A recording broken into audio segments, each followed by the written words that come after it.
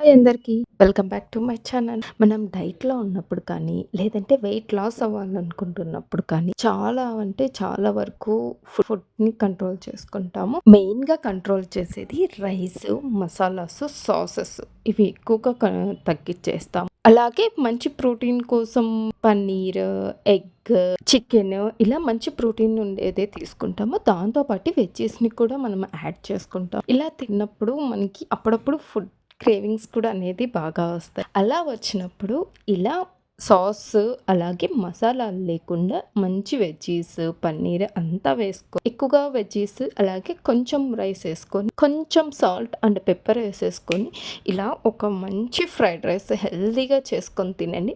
మీ cravings ఇలా మాయమైపోతాయి. ఈ fried రైస్‌ని మీరు కూడా ట్రై చేయండి. అలాగే ఎలా వచ్చిందో నాకు కామెంట్ చేయండి. ఇలాంటి మరెన్నో హెల్తీ రెసిపీస్ కోసం నా ఛానల్‌ని సబ్స్క్రైబ్ చేసుకోండి.